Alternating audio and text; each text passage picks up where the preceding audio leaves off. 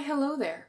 In preparation for making a chicken burger recipe that I'm really excited about, I actually wanted to make my own hamburger buns. And they are the easiest thing in the world to make. This simple and accidentally vegan recipe is a fantastic recipe that only requires a few really easy ingredients to make your own soft, delicious hamburger buns.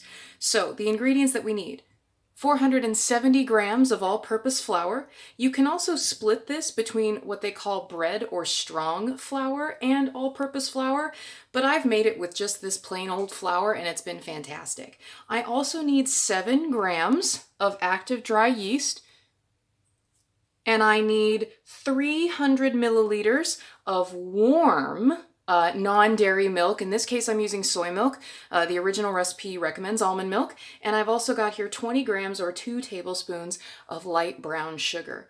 And really, that's all that we're going to need. It's that simple. So the first thing that I'm going to do is I'm actually going to add, I'm going to add my sugar to my milk, like we've done in the past with our soft rolls in another recipe. And I'm going to give that a little stir. And remember, this is warmed milk. So I've got this milk at it's 110 degrees Fahrenheit, but about 43 degrees Celsius. And then I'm going to add my yeast to my nice warm milk. Just sprinkle that all around. And I'm going to let this yeast sit. I'm going to let it proof for 10 minutes until we get the nice foamies on top. And then we'll be ready to mix it into our flour. See you in 10 minutes. Welcome back. So now we can see that our yeast is bubbly and wonderful. And you can see here in my mixer, I have made a well inside of the flour. Now you can actually mix this, you can knead it by hand for 10 or 15 minutes until the dough becomes smooth and shiny. I'm going to use my bread mixer for most of this process, and usually kneading takes about 10 to 15 minutes. So I'm going to start on a low speed with my bread hook. I'm going to make sure that all of the dry and wet ingredients are mixed together. I'm going to scrape down the sides of the bowl with my spatula. And then I'll turn up the mixer to medium and probably just leave it for about 10 minutes. We won't have that on video because we all know how loud my mixer is, but you'll be able to see the end result. So first things first, I'm just gonna actually move my dough hook a little, and then I'm gonna pour in my yeast and milk mixture right there into the middle. And you can see a little bit of my brown sugars on the bottom there, so I'm gonna scrape that out, because I don't want anything left in my mixing cup. There we go. Oop, little bit dribblies. All right. So as I said, I'm gonna start the speed on really low. I'm gonna get everything mixed together, and only then will I turn it up to medium. So I've been mixing it on low for just a couple of minutes, as well as putting olive oil into the bowl I'm going to use to help the bread to rise. And you can see a lot of flour is still in the mixing bowl. So this is when we scrape down the bowl. And this is also when we're going to add just a little bit of salt to our recipe. A little bit, not too much. Salt actually stops the yeast from being as strong and from fermenting as well, but it flavors the bread really well too. So I've got here just a small sprinkle of salt that I'm going to use. It's probably about a half a teaspoon. It's not very much. So we add the salt a little bit later in order to give the yeast a full opportunity to grow big and strong. So we're going to take here another couple minutes until all of our flour is mixed in on low speed. And here we are with just another minute or minute and a half of low speed mixing. You can actually hear my sink in the background because I'm doing the dishes at the same time.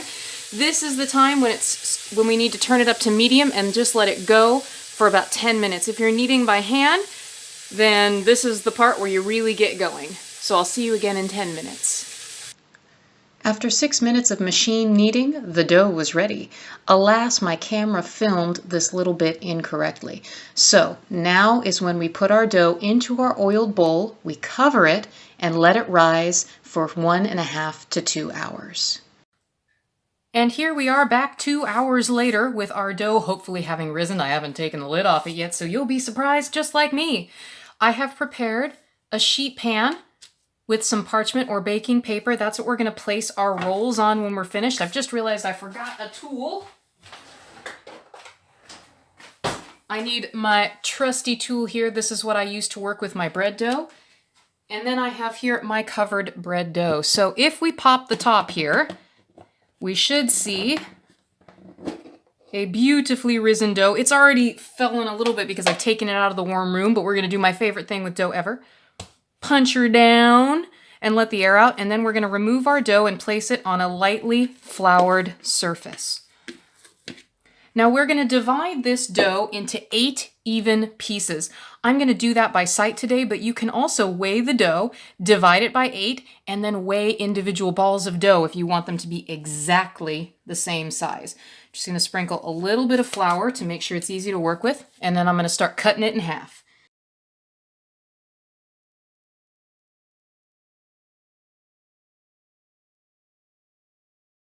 And there we have it. Now all that we have to do is shape these into circles and place them on our cookie sheet. Now I get a little handsy with my dough, but that's okay. And the idea being that you want it to be tucked under really nice and tight, and you want a nice smooth ball for your dough, just like this.